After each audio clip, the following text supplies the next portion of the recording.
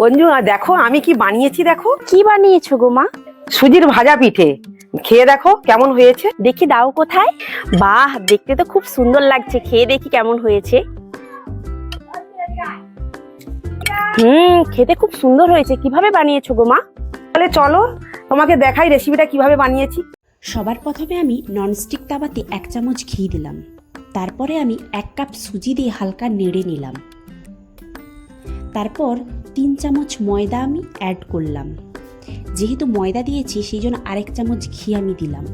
তারপরে কিছুটা গ্রেট করে রাখা এলাচ দিয়ে দিলাম, একটু নেড়ে চেড়ে নিলাম। এবার আমি 1.5 কাপ মতো জল দিলাম, দিয়ে একটু নেড়ে একটা ডো বানিয়ে নিলাম। দেখো আমার ডোটা রেডি হয়ে গেছে। এবার আমি এটা একটা প্লেটে আমি নামিয়ে রাখছি। হাতে কিছুটা পরিমাণ ঘি মেখে আমি ডোটা ভালো করে গোল করে রেডি করে নিলাম। দেখো এবার 3 মিনিটের জন্য আমি ঢেকে রেখে দিলাম। ততক্ষণ আমি এই সাইডে আমি কড়াইতে একটা সিরাপ বানিয়ে নিলাম সুজিটা ডোবানোর জন্য। দেখো আমি 1.5 কাপ মতো জল নিয়েছি, আর 1 কাপ চিনি আর 2টো এলাচ থেতো করে দিয়ে দিয়েছি। তো কিছুক্ষণ নেড়ে চেড়ে দেখো আমার সিরাপটা রেডি হয়ে গেছে। এটা আমি এক সাইডে নামিয়ে রাখছি। তো এই সাইডে আমি যে ডোটা আমি ঢেকে রেখেছিলাম সেটা আমি বেলনি কাটে কিছুটা পরিমাণ ঘি মেখে আমি বেলে নিচ্ছি।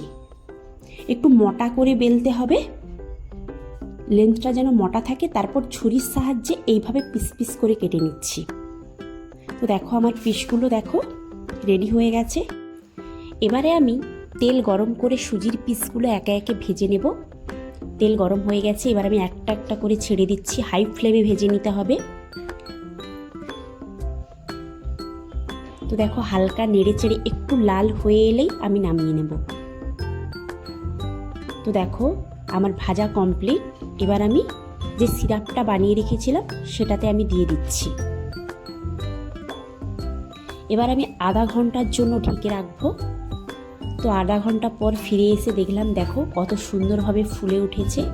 সুজির ভাজা মিষ্টি দেখো রেডি, দেখতে কত সুন্দর হয়েছে।